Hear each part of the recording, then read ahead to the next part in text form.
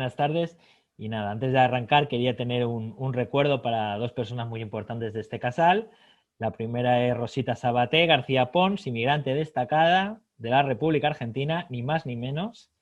Y bueno, fue lindo compartirlo, aunque fuera a la distancia. Nos perdimos poder ir al Hotel de los Inmigrantes a festejarlo, pero bueno, es un orgullo que por primera vez alguien de este casal tenga un reconocimiento nacional, ¿no?, a la inmigración. Estábamos muy acostumbrados a los recuerdos municipales, ¿no? Pero bueno, que sea a nivel nacional ya son palabras mayores.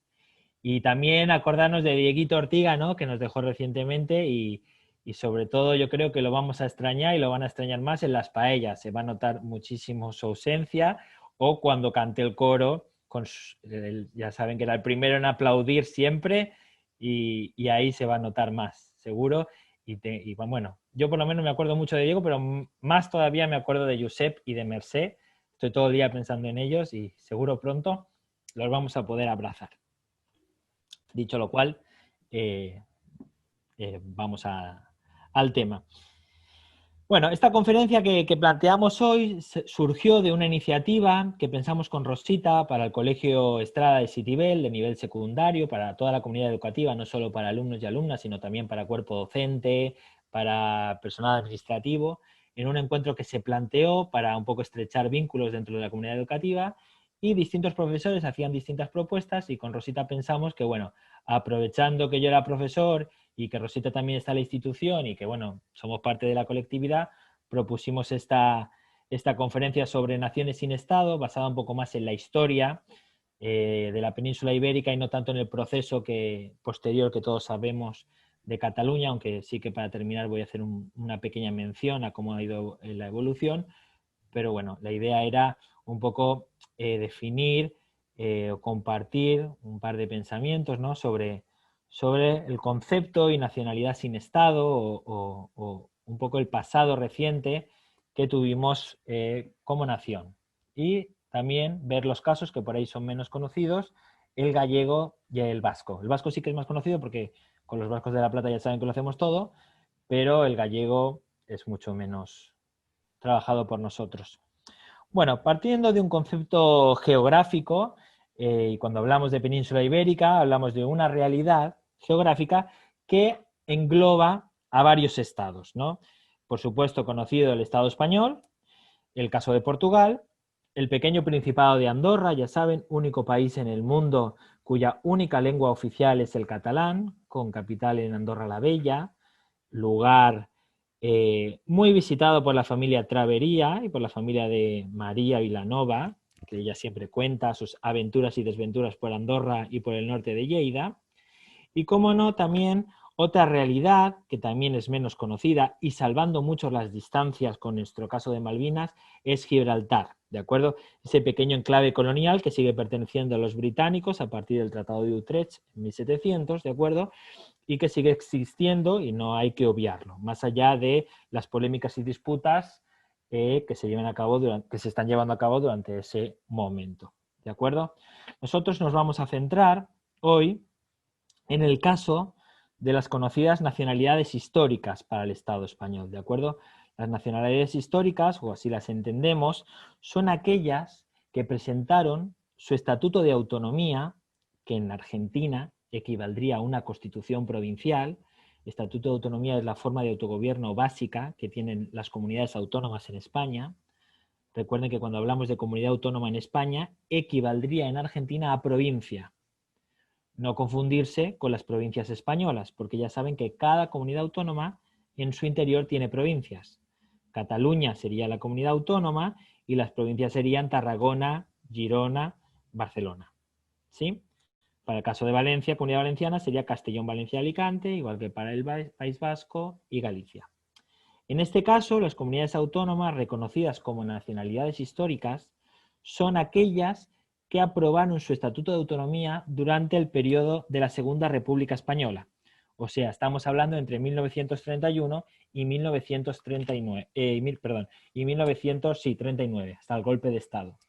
Para eso tenemos las que están en verde oscuro: Cataluña, País Vasco y Galicia. Y luego tenemos, esas son las históricas tradicionales, y luego tenemos una segunda generación que intentaron presentar su estatuto de autonomía en periodo republicano, pero que por el golpe de Estado fue interrumpido y no fue llegado a aprobar a tiempo en Cortes Generales. Tenemos el caso de Aragón, del País Valenciano, las Islas Baleares, Andalucía y el archipiélago con las Canarias. Estas son aprobados ya en democracia, por tanto son consideradas nacionalidades históricas, pero no son las de primera generación, ¿de acuerdo? Que son las tres reconocidas que dijimos: Cataluña, Galicia y País Vasco. Son las que más vamos a hablar hoy. Todas ellas reconocidas en la Constitución española, aprobada en su momento por el ya exiliado Juan Carlos de Borbón y Borbón, algo también tradicional para los Borbones que vivan en el exilio, ya que al menos 5 Borbones estuvieron en el exilio, por tanto nada raro en la historia reciente del Reino de España. Cuando nosotros nos referimos a una nación, ¿de acuerdo?, o una identidad colectiva, en este caso pueden ser por unas cuestiones lingüísticas, por una cuestión cultural, pero las históricas, en este caso, siempre van de la mano por una cuestión lingüística. Y este es el mapa de las lenguas del Estado español. Bueno, mejor dicho, de la península ibérica, porque sobrepasan las fronteras españolas. Tenemos el ya conocido caso nuestro, el caso catalán, la unidad lingüística, que afecta a distintos estados. Tenemos a Cataluña, tenemos a Andorra, tenemos al Rosellón, que es la parte francesa, la Cataluña Nord, que luego hablaremos un poco de ella, las Baleares, País Valenciano, y la ciudad sarda del Alguer, en Italia, aproximadamente 10 millones de hablantes. Luego tenemos el caso de el euskera, también lengua compartida en 2 estados, el Estado español y el Estado francés, con la parte del Iparralde, que también veremos más adelante. Y por ahí un poco menos conocido es el gallego, tal vez por cómo nos denominan los argentinos al conjunto de residentes del Estado español, ¿no?, que parece que somos todos gallegos, cuando Galicia solo es la parte azul. Y es la lengua gallega o galaico-portugués, lengua de raíz portuguesa, de raíz lusa, que no solo se habla en Galicia, sino también se habla en los territorios fronterizos de Castilla y León y Asturias. Es la parte que tienen más en azul claro, y en una pequeña parte de Extremadura, olivensa. De acuerdo, el gallego es lengua hermana del portugués. Estos son los territorios con doble cooficialidad, o sea, con lengua castellana y la lengua vernácula, las dos oficiales en sus territorios. Y luego tenemos una particularidad muy chiquita, que es el aranés en amarillo, ¿de acuerdo? En territorio catalán, lengua de raíz occitana, que también es oficial en Cataluña, en toda Cataluña ya, desde la última aprobación del estatuto. Bien, haciendo un poco recorrido histórico de la península ibérica, desde época medieval, y iremos viendo cómo va a evolucionar, tenemos distintas realidades políticas, ¿de acuerdo?, en función de su pasado. Por un lado tenemos la Corona de Aragón, que es a la cual pertenecería la realidad de los condados catalanes, una confederación de reinos, ¿de acuerdo?, en igualdad de condiciones. Por un lado el Reino de Aragón, los condados catalanes, el Reino de Valencia y el Reino de Mallorca. Luego veremos su posterior ampliación a territorios mediterráneos. Luego tenemos la realidad navarra, un pequeño reino que va siempre a sufrir disputas entre Castilla, Francia y la Corona de Aragón, que va a sufrir numerosas invasiones y que va a tener que sobrevivir gracias a pactos matrimoniales. Luego tenemos el Reino de León, recientemente será absorbido por el Reino de Castilla, que es el reino más grande en extensión, ¿de acuerdo?, que es el hegemónico, un reino que, conforme va incorporando territorios o reinos, los va a asimilar o los va a homogenizar al reino castellano. Por tanto, la diferencia entre la Corona de Castilla y la Corona de Aragón es que si la Corona de Aragón es una confederación de reinos en igualdad de condiciones, o sea, el rey tiene que ir a jurar las cortes de Valencia, de Aragón, de Mallorca, no es así en el caso castellano, que se homogeniza todo a la capital en el momento, Valladolid, ¿de acuerdo?, o con capital itinerante, pero es mucho más centralista la corona castellana. ¿Sí? El Reino de Portugal, dependiendo de la época histórica, va a depender en ocasiones de la corona de Castilla o va a restar independiente. Y luego, por último, tenemos la última realidad lingüística, cultural y religiosa, que es el Reino Nazarí de Granada, ¿de acuerdo?, el último enclave musulmán que va a haber en la península ibérica hasta su caída en 1492. Pero piensen que los musulmanes van a llegar en el 711 y van a restar hasta el siglo XV. Por tanto, la realidad musulmana va a estar presente y sus huellas van a estar van a ser un constante, como veremos a continuación. Bueno, refiriéndonos a los casos que vamos a tratar acá, que son las naciones sin Estado, vamos a hablar del caso gallego, vamos a hablar del caso vasco y del caso catalán.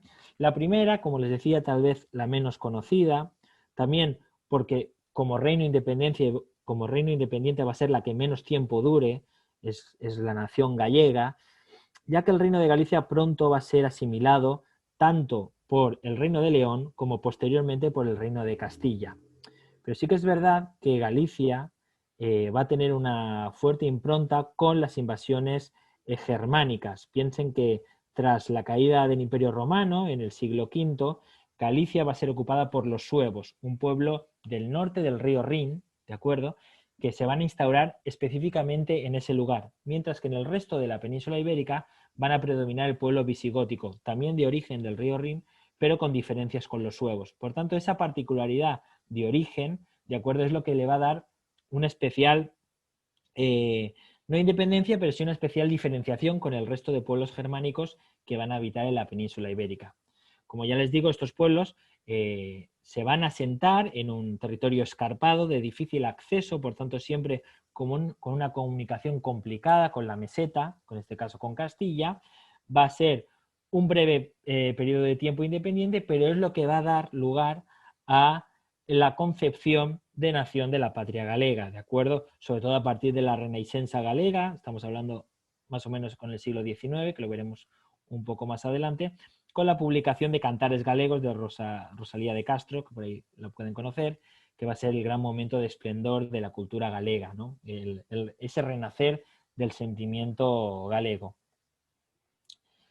Por otro lado, a continuación tenemos el caso más conocido por nosotros, después del de Casa, ¿no?, que es el caso de Euskal Herria. Y también más complejo a la vez, por en un chico territorio las diferenciaciones culturales, políticas y lingüísticas que tiene, ¿no? Piensen, arrancamos desde el año 824 con la creación del reino de Navarra, del reino de Pamplona, y desde ahí, con el paso del tiempo, se va a extender esta realidad política que va a abarcar actualmente a 2 estados, pero a distintas realidades. Por un lado tenemos a Pamplona, actualmente capital de Navarra. Por el otro lado tenemos a Euskadi, dividido en 3 provincias, Vizcaya, Guipúzcoa y Áraba. En este mapa no aparece, pero hay otra realidad dentro de Áraba, que es el condado de Treviño, que actualmente está bajo administración burgalesa, bajo administración castellana. Está en territorio arabés, pero bajo administración castellana. Eso es lo que hace aún más complicada la realidad vasca. Y luego tenemos el norte, el Iparralde, que son estas regiones de acá, que están bajo administración francesa. Este pequeño reino que resistió a la romanización, resistió a la germanización, resistió al mundo islámico, resistió a la marca hispánica, ¿de acuerdo? Va a ser un territorio favorecido por la cordillera cantábrica que tenía en su espalda, que le va a proteger y a la vez condenar también para cuestiones económicas, va a permanecer mucho tiempo aislado y no va a ser sus contactos hasta el fin del Imperio Carolingio, sobre todo hasta la independencia del Reino de Navarra de la marca hispánica o de lo que era el territorio colchón del Imperio Carolingio con el mundo musulmán, con el fortalecimiento del Reino de Navarra y con su independencia de la marca hispánica y su independencia del mundo islámico, es lo que va a perdurar esta herencia para Euskal Herria. No se puede entender Euskal Herria sin el Reino de Navarra. Por eso el nacionalismo vasco, a diferencia del nacionalismo catalán, ¿de acuerdo?, nunca negocia nada sin Navarra. Y ahora vamos a ver cómo va a ser esa evolución. Bien, en cuanto a la evolución de estos territorios de la península ibérica, nosotros partimos desde sobre todo la llegada de los musulmanes. Piensen que a diferencia de lo que decía la historiografía franquista, no es que los musulmanes invadieran la península, sino que los bereberes van a ser invitados a la península ibérica por una facción de los pueblos germánicos perdedora en el poder. Normalmente el pueblo visigótico lo que hacía era una alternancia del poder en la monarquía, no era hereditaria, sino que era electiva. Tras morir un rey visigótico, lo que solía hacer era alternar el poder en la otra familia que no había reinado. En una de esas alternancias no se cumplió la alternancia y heredó el hijo del que venía reinando, o sea, el príncipe. Por tanto, la facción perdedora, que entendía que era su turno de reinar, llamó a los bereberes del norte de África para que le ayudaran a sacar del poder a la familia reinante. Visto tal, los bereberes, cuando llegaron a la península ibérica, vieron la debilidad ya de la cultura visigótica y rápidamente ocuparon la península ibérica. Acá vemos un poco cómo va a ser la evolución en verde de la ocupación, ¿de acuerdo? A excepción siempre, acuérdense, del reino de Pamplona, ¿de acuerdo? Que por su especial geografía va a permanecer independiente o con poca influencia, no digo ninguna, pero con poca influencia del mundo islámico. Era difícil cruzar la cordillera cantábrica y los recursos que ofrecía Navarra eran bastante despreciables para el mundo musulmán en este momento. Para nuestro caso, para el caso catalán, nosotros partimos desde su independencia, o más bien desde su aparición cristiana con la marca hispánica a partir del siglo VIII, y su independencia en el siglo IX.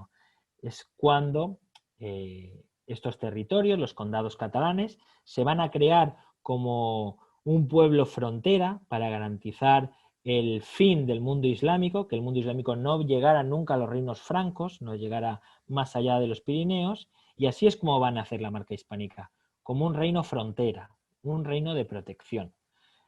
Por eso los numerosos fortalezas que tiene Cataluña en toda esta parte de Lleida y el norte y al sur de Barcelona, ¿no? La Cataluña central. Por tanto, los condados catalanes, que se van a independizar de la marca hispánica, o sea, de Carlomagno a partir del siglo IX, van a crear pequeños condados liderados por el condado de Barcelona, los cuales, por pactos matrimoniales, se van a ir uniendo entre sí hasta crear la alianza con el reino vecino, con el reino de Aragón. Y hablando del reino vecino, acá lo tenemos. Y esta es nuestra realidad lingüística, que se explica por nuestro pasado histórico, ¿no? Nosotros tenemos una parte del catalán central, que es la parte originaria, ¿no? Es la parte primera de primera fundación, es la parte de lengua compartida con las Islas Baleares. Esto se debe a que los habitantes de la Cataluña central van a ser los que invadan Baleares y la arrebaten a los musulmanes. Por tanto, su implantación lingüística es la misma, con sus particularidades saladas, pero va a ser la misma que la Cataluña central. Mientras que el interior de Cataluña, todo lo que equivale a Lleida, van a compartir dialecto con la parte valenciana. Es por eso, si se acuerdan, que yo hablaba, mis terminaciones eran igual que las de Sara y no son como las de Esther, porque los del interior de Cataluña y la parte aragonesa que toca con Cataluña, lo que se llama la Franja de Ponent, hablamos el catalán occidental, con ciertas variedades a la parte oriental. Eso es debido a que los pobladores de Lleida van a ser los pobladores de Valencia a partir de 1235 con la conquista del Reino de Valencia en manos de los musulmanes hasta ese momento. Es por eso que estos 10 millones de hablantes se van a dividir siempre en dos bloques, o el occidental o el oriental. Y eso se debe a la conquista del siglo XIII. Bien, hablando de la Corona de Aragón, de nuestra realidad nacional, nuestra máxima expansión va a ser durante este periodo, con Fernando el Católico, ¿de acuerdo? En el cual no solo vamos a tener los territorios ya mencionados en verde, sino que se va a expandir por todo el Mediterráneo, por el norte de África, Cerdeña, en algún momento dado también Córcega, todo lo que es Neopatria, Atenas, el sur, la Magna Grecia tradicional, Reino de Nápoles, Sicilia, y va a ser una nación profundamente marinera, pero marinera mediterránea. Mientras que ustedes sabrán, como buenos argentinos, que para el caso castellano, su expansión siempre va a ser hacia América. Después de la conquista de las Canarias, siempre va a mirar hacia el oeste, en este caso. Cuando Cristóbal Colón presentó la propuesta al rey de Portugal y el rey de Portugal no la quiso aceptar, se la presentó a Isabel la Católica, e Isabel la Católica, en este caso Castilla, va a ser la que compre, ¿no?, la empresa y extiendan la corona castellana hacia América. Eso no significa que aragoneses y catalanes no fueran a América, pero sí que la empresa fue financiada en exclusiva por Castilla. Bien, cuando hablamos, y esto es algo que tardó muchos años en cambiar en el Estado español, de hecho yo cuando lo estudié en secundaria nada tenía que ver con cuando lo estudié en la carrera, en la universidad, es que tradicionalmente, y sobre todo el franquismo, siempre enseñó que los reyes católicos habían unido España y habían sido los primeros reyes para España. Hoy en día el revisionismo histórico nos ha hecho ver que esto no fue una unión territorial, fue una unión dinástica. Cuando Isabel de Trastamara y Fernando de Trastamara, porque eran primos, se casaron, no significa que unieran los dos reinos, no significa que unieran la corona de Castilla con la corona de Aragón. De hecho, de ahí viene el refrán, tanto monta, monta tanto Isabel como Fernando, pero cada uno en su casa. La única institución común en los dos reinos era la Inquisición, a pedido de Isabel la Católica. El tribunal de la Inquisición se pedía a Roma y Roma te lo concedía. Lo pidió Isabel para Castilla y luego fue aceptado por Fernando para Aragón. Pero jamás una ley castellana afectaba a la corona de Aragón o una ley aragonesa o catalana afectaba a la corona de Castilla. Fernando era de Aragón y Isabel era de Castilla.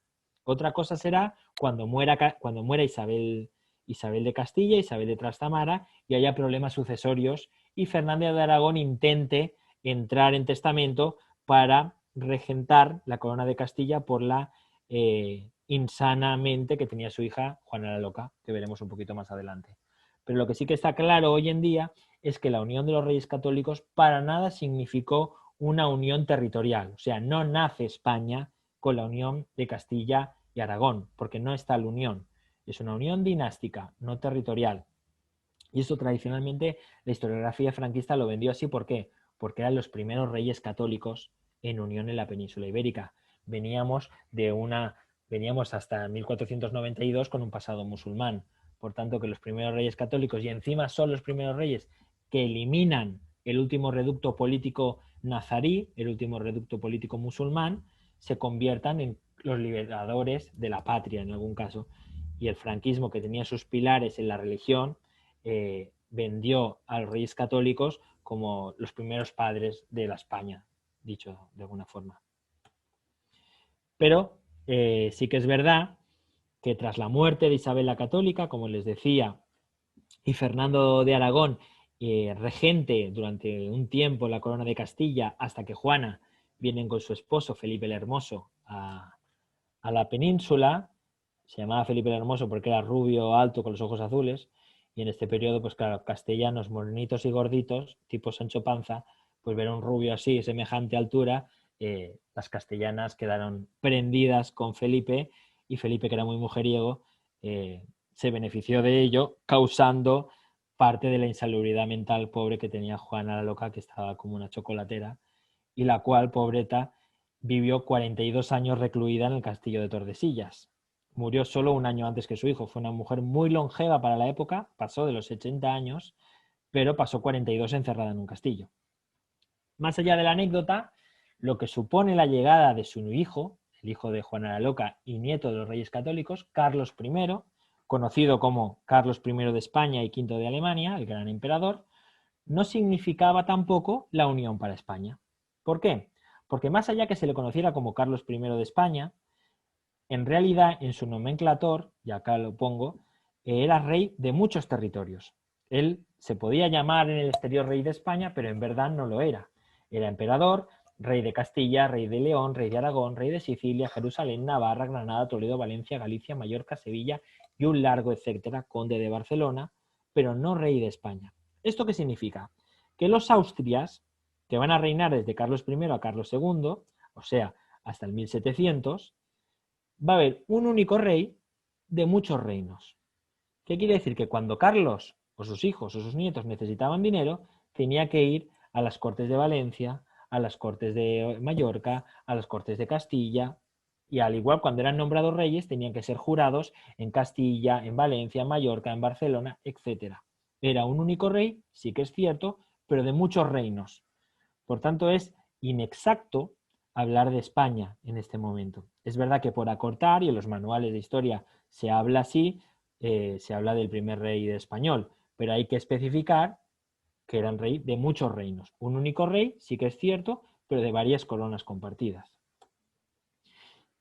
Pero esto cambia. ¿Esto cambia cuándo? Cuando el último Habsburgo, en este caso Carlos II el hechizado, muere sin descendencia. Carlos, que nació ya con ciertas condiciones físicas desfavorables para la época, no tenía que haber sobrevivido más allá de los 5 años, llegó a la mayoría de edad, pero evidentemente fue incapaz de engendrar descendencia pese a los intentos de la corte de casarlo 2 veces, intentar de alguna forma conseguir mujeres fértiles para poder engendrar la dinastía, fue incapaz. Y aquí se apareció ya el gran problema sucesorio para la península ibérica, porque era una cosa que trascendía de las coronas. Y es que al morir el último Austria, por, por lazo familiar, había que elegir entre el archiduque Carlos, emperador del Sacro Imperio. Piensen que Carlos I, en este caso, su antepasado, venía de Flandes, la parte holandesa y belga del norte de Europa, o tenían, por otro lado y por parte materna, la afiliación con la Casa de Borbón de Francia. Carlos fue sometido a insistentes presiones por los dos lados para designar un heredero natural. De hecho, rehizo 3 veces su testamento en función de amenazas o en función de conveniencias. Sí que es verdad que la Casa de Borbón movilizó a su ejército y la puso en la frontera, en los Pirineos, por si el testamento no le era favorable. Finalmente, y por una cuestión estratégica, Carlos II, aconsejado, designó heredero a los Borbones.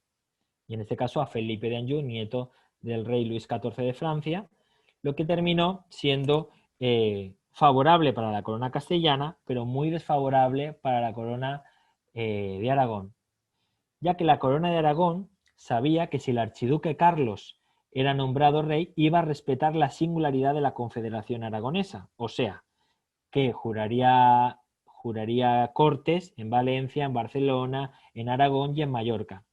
Pero el caso francés, el caso Borbón, quería homogeneizar Castilla y homogeneizar Aragón al estilo francés, o sea, que todo pasara por París, en este caso que todo pasara por Castilla. Quería asimilar la corona de Aragón al modo castellano. Por tanto, las cortes catalano-aragonesas nombraron legítimo rey al archiduque Carlos y se desarrolló a continuación el conflicto internacional que podemos ver que se llama la Guerra de Sucesión. Esta guerra no solo enfrentó a los intereses castellanos y aragoneses por el liderazgo de la corona, sino que el resto de potencias europeas se vio amenazado por la creación de un gran imperio bajo una misma familia, que podía ser Francia, toda la península ibérica a excepción de Portugal y el sur de Italia. Por tanto, tuvieron miedo de esta potencia y se alinearon contra los Borbones. Finalmente, por la retirada británica y por una cuestión de pactos, terminaron ganando los Borbones, lo que supuso para la corona de Aragón el fin de su autogobierno o de su singularidad. A partir de 1700, con la caída de Almansa, ciudad manchega muy cerquita a Valencia, hasta 1714, vamos a tener toda una serie de ataques a todos los países catalanes, empezando por el sur y terminando en Barcelona y en Mallorca, por la cual van a perder su autogobierno, se les va a prohibir la lengua y una serie de prohibiciones que va a perdurar mucho tiempo y que va a obligar a la nación catalana a perder su singularidad y a aceptar de forma impuesta la homogenización castellana. De hecho, a partir de este momento, el catalanismo político y el catalán van a sufrir sus peores momentos. Más allá de la realidad que le va a tocar vivir a la península ibérica con las invasiones napoleónicas, que es el siguiente gran conflicto que va a tener el territorio. Y esto acá es más conocido porque coincide con la Revolución de Mayo. Esto ustedes lo saben bien como argentinos y argentinas. ¿Por qué? Porque cuando Fernando VII y su padre son secuestrados por Napoleón y llevados a Bayona, esa ausencia de poder que va a haber en la península ibérica, que va a ser nombrado rey José Bonaparte, más conocido como Pepe Botella por su afición al licor, va a ocasionar que América no reconozca a ese monarca. Por tanto, esa ausencia va a hacer que los diputados, en este caso los diputados catalanes, se presenten a las Cortes de Cádiz, ese reducto de resistencia que va a aprobar la primera Constitución liberal para España en 1812. Y con esto yo coincido con muchos historiadores que aquí sí que nace España, con la Constitución de 1812, por su representación de diputados de todos los territorios, también de América, y en la cual se va a concebir una idea de nación, una nación-estado, en este caso España, con un rey que por el momento está ausente y que en algún momento van a pretender recuperar. Y la idea era que cuando Fernando VII volviera a España, jurara esa constitución. Él lo va a hacer, la va a jurar, pero al momento, a los pocos días, la va a rechazar y va a volver al sistema absolutista con el cual venían gobernando los Borbones en la península ibérica, perdón, en España. Para el caso catalán, insisto, son las horas más bajas del catalanismo político hasta la Renaixença. La Renaixença, a mediados del siglo XIX, va a poner en valor sobre todo la lengua. La lengua y la cultura catalana van a ser los baluartes de lo que luego va a ser el germen o el origen del nacionalismo político catalán. Es en este periodo que se empiezan a fundar diarios y revistas en catalán y es en este periodo donde se empiezan a ver o a formar también partidos como la Liga Regionalista, Esquerra Republicana de Cataluña, para formar una identidad política que pueda defender los intereses de Cataluña. Habría que ver cómo, pero bueno, la idea en este momento era generar un autogobierno que va a ser la Mancomunidad Catalana, creada en el 13, y que va un poco a liderar los sentimientos catalanistas hasta ahora totalmente vapuleados por la herencia y los de la Guerra de Sucesión y los decretos de nueva planta que se van a aprobar en Cataluña después de la victoria borbónica castellana y francesa. Este sentimiento de Renaixença catalana no solo va a ser para Cataluña, es un periodo de renacimiento de las lenguas románticas, también va a ser para el caso gallego, con cantares galegos. El caso vasco es un caso más particular, va a tener su esplendor lingüístico y cultural un siglo antes, pero sí que es verdad que en este periodo va a florecer las ideas de Sabino Arana como el padre del nacionalismo vasco, pero en su contra van a tener que en 1876 se van a derogar los fueros vascos. En el caso vasco, ellos apoyaron a la corona castellana porque pactaron con los Borbones que se les iba a respetar los fueros. Y así fue hasta 1876 que los pierden. Por tanto, el Renacimiento vasco va a ser un siglo antes, a excepción de Sabino Arana, que el caso catalán y el caso gallego, que va a ser a mediados del 19. Está aquí también en este periodo donde aparecen Estocs Florals y todos esos concursos literarios de poesía catalana que van a perdurar hasta el día de hoy.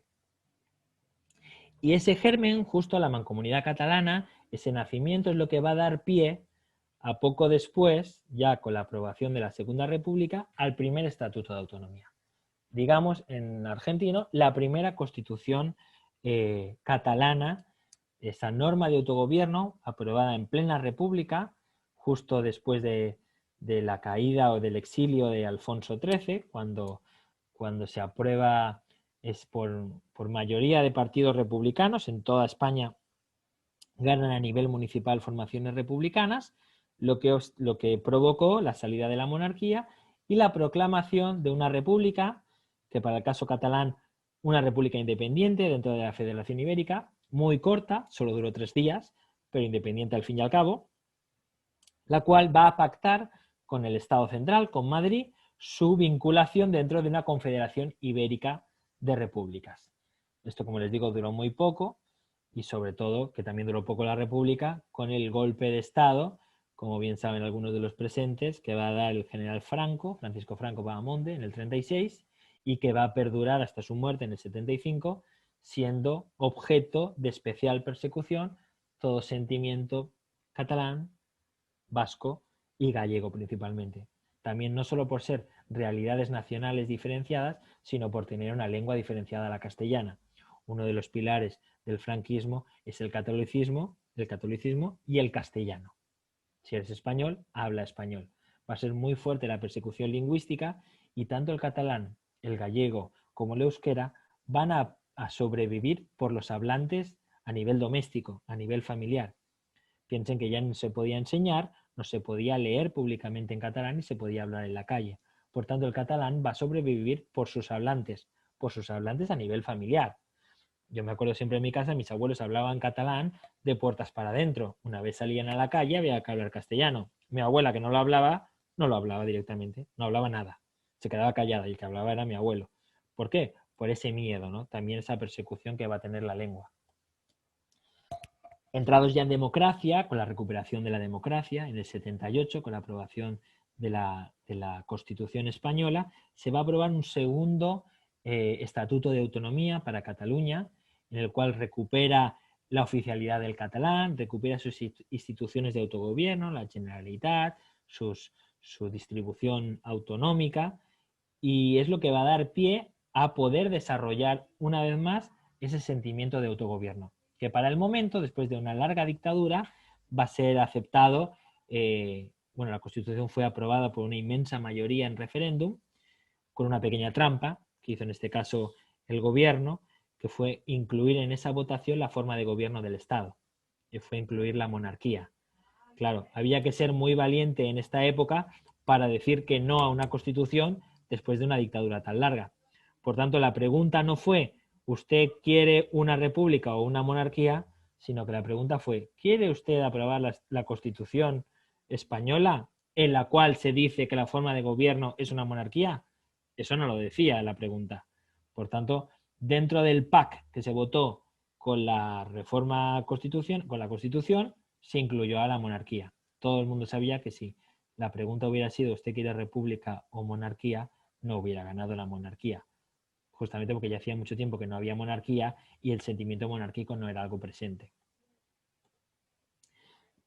Y en este caso, y avanzando en el tiempo, tenemos el tercer Estatuto de Autonomía. En este caso, el del 2006, el más valiente, el más, digamos, el que más ganas tenía de recuperar ese sentimiento, esa idea de nación, y así lo va a ser. De hecho, este estatuto venía un poco arengado por el entonces presidente del Estado español, que dijo que aprobaría el estatuto que aprobara Cataluña. Fíjense que el estatuto fue refrendado en referéndum, ahí tienen los datos, una amplia mayoría votó sí, y en este estatuto se reconocía a Cataluña como nación. No nación histórica, como se venía reconociendo tradicionalmente en sus anteriores estatutos, ¿no? Cataluña era una nacionalidad histórica con un pasado, no. Este estatuto venía a decir que Cataluña era una nación, punto, punto y aparte, y reconocía el derecho de autodeterminación de los pueblos. Esto, evidentemente, a gran parte de los diputados conservadores del Estado español y no tan conservadores, porque también el Partido Socialista, no le pareció aceptable y fueron denunciados ante el Tribunal Constitucional y por lo cual fueron retirados 14 artículos, entre ellos ese. Se volvió a eliminar la palabra nación y se sustituyó por nacionalidad, en la cual entiendo su autogobierno dentro de comunidad autónoma. Se hizo toda una pirueta lingüística para evitar, una vez más, llamar a Cataluña con lo que es una nación. Y bueno, ya entrados en el último periodo del proceso de independencia, no de independencia, pero sí en el proceso de querer ir un paso más allá, y esto fue sobre todo en el 2010, cuando Cataluña en algún momento parecía que lo que pretendía era tener un poco lo que tenía el País Vasco y Navarra, que es el concierto económico. El Estado español está diseñado de tal forma que lo que las comunidades autónomas generan se envía a España y España, por un criterio puramente político, o sea, no científico, no en cuanto a población o a necesidades, designa la cantidad económica que quiere a las comunidades autónomas, a excepción del País Vasco y Navarra. El País Vasco y Navarra, dicho de una forma rápida y fácil, recaudan, invierten en el País Vasco y Navarra y lo que sobra lo envían a Madrid. Bueno, Cataluña en un momento dado, en este momento, en el 2010, pidió eso. Pidió un concierto económico como el vasco. O sea, que lo que recaudaba Cataluña se quedara en Cataluña y que luego una otra parte, no digo el sobrante, pero otra parte a pactar se enviara a Madrid. Evidentemente, Cataluña, locomotora industrial del Estado español, no se le permitió nunca eso. Ni tampoco se le permitió a Valencia ni a Baleares. Justamente los tres territorios más perjudicados con este reparto. Los que más aportan y los que menos reciben, en igualdad de condiciones. Más allá de la cuestión política, que todo el mundo ya sabe en este casal y porque lo hemos trabajado mucho, cuando hablamos de nación, y con esto ya termino, hablamos de una identidad lingüística, que tenemos la suerte de tener, el catalán, cultural, tenemos muchas expresiones culturales en el territorio que nosotros bien nos encargamos de difundir, ¿no? Más allá del Sant Jordi, el Castell, la diada, la bandera, el territorio, la geografía, el escudo, la historia, las instituciones. Hay un nacionalismo detrás que se alimenta de estas realidades. pero un nacionalismo, ojo, diferenciado del nacionalismo que provocó la Primera y la Segunda Guerra Mundial, sobre todo la primera, ese nacionalismo expansionista, étnico y violento que desembocó los acontecimientos que sabemos. En Cataluña es un nacionalismo, digamos, de bienvenida, ¿no? Es catalán el que trabaja y vive en Cataluña y se siente catalán. No tiene que tener una ascendencia de Pere III el Cerimoniós de época medieval. No, Cataluña es un pueblo abierto, una nación, una nación diferenciada del resto del Estado, que por momentos fue independiente en la mayor parte de su historia y que en la actualidad está atravesando los avatares políticos que todos sabemos y que en algún momento desembocará, esperemos, en una independencia o seguirá manteniéndose esa situación de federalidad, una federalidad débil, no comparable con la de otros estados, con el resto del estado. Y bueno, gracias también al Casal que nos permite hacer esto y al Casal de Guayaquil, ¿no?